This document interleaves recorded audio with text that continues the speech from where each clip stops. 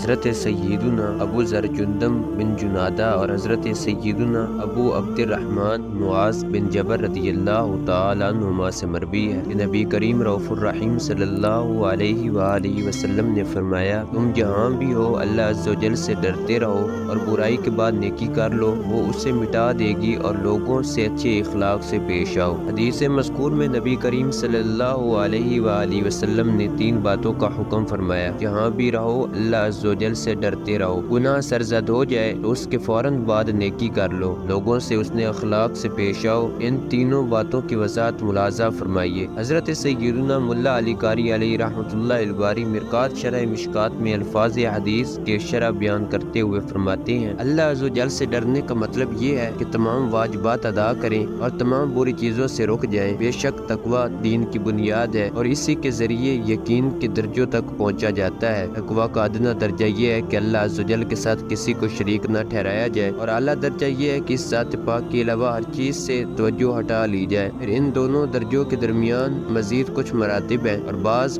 سے اولیٰ ہیں، مثلا گناہ ترک کرنا ادنا درجہ، مکروہ کو ترک کرنا اس سے اعلیٰ، اور مباح کو ترک کرنا اس سے بھی اعلیٰ ہے۔ جہاں بھی ہو اللہ سے ڈرو، یعنی خلوت تنہائی میں ہو یا جلوت میں، نعمتوں میں ہو یا مصیبتوں میں، ہر جگہ ہر حال میں اللہ عز و جل سے ڈرو، کیونکہ اللہ عز و جل جس طرح تمہارے ظاہر کو جانتا ہے اسی طرح تمہارے باطن سے بھی باخبر ہے۔ لہٰذا اللہ عز و جل کا حکم و ادب بجا لانا، اس کی رضا چاہنا اور اس کی ناراضی والے کاموں سے بچنا لازم ہے۔ حضرت سیدنا امام داؤد طائی رحمۃ اللہ تعالی علیہ سے منقول ہے کہ میں نے ایک قبر سے یہ آواز سنی: کیا میں زکوٰۃ نہیں دیا کرتا تھا؟ کیا میں نمازی نہیں تھا؟ کیا میں فلاں نیک عمل کا پابند نہ تھا؟ اس سے کہا گیا، کیوں نہیں، بے شک تو یہ سب کام کرتا تھا، مگر تو تنہائی میں گناہ کیا کرتا تھا۔ امام شرف الدین حسین بن محمد بن عبداللہ علیہ رحمۃ اللہ القوی حدیث پاک کے الفاظ کے تحت فرماتے ہیں، گناہ اپنی زلد الٹ یعنی نیکی سے مٹتے ہیں، لہٰذا گانے باجے سننے کا کفارہ توبہ کرنے کے بعد تلاوت قرآن پاک سننا اور محافل ذکر میں بیٹھنا ہے۔ شراب پینے کا کفارہ